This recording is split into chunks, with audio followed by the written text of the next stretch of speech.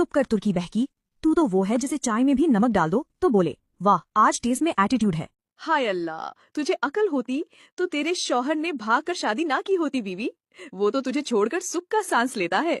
और तू तू वो है जिसका शौहर घर आने से पहले मस्जिद में 2 नफल पढ़ता है कि शायद तू आज ससुराल गई हो। हाँ जी, और तू वो है जो आईना देखकर खुद को बहू समझ लेती है, हालांकि शक्ल टीवी के एंटीना और आवाज मेगाफोन जैसी है। बंद कर अपनी जुबान। तू तो वो है जो फ्रिज खोले तो सब्जियां खुद बाहर कूद जाएं, बस बहुत हो गया, अब ताज़ा हवा में जीना है। ओए चलो चल, तेरे कपड़े देखकर कचरे वाले भी कहते हैं, ऐसा कुछ तो हमने भी नहीं फेंका। कम से कम मेरे बाल तेरे जैसे बर्तन धोने वाले स्क्रबर तो नहीं लगते जिन्हें देखकर शैम्पू भी पीछे हट जाए। बस कर शफीका, तू तो वो है जो वाईफाई से पहले भी फालतू की बातें वायरलेस करती थी। तेरे बातें सुनकर टीवी भी म्यूट हो जाता है।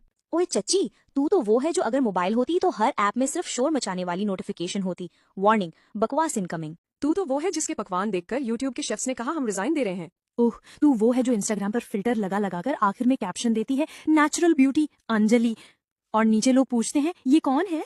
अवे तेरे हाथ से जो रोटी बनती है वो नासा वालों ने मांगी थी, बोले ये शहाब साकिब जैसी चीज हमारे काम आएगी। और तेरी कुकिंग ऐसी है कि दाल देखकर चम्मच खुद ही प्याले में डूबकर मर जाए।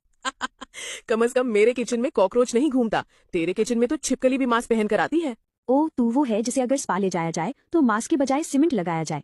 और तू वो है जिसकी नींद ऐसी गहरी होती है कि जलजला भी थक कर वापस चला जाता है।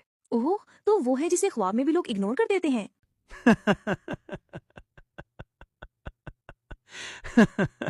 लंगर होवे फ्रीदा फिर भी ओए ना नहीं ओ खाईदा ओए पागला आ पेट होंदा अपना मंग के नी किसे तुले जाईदा पागला।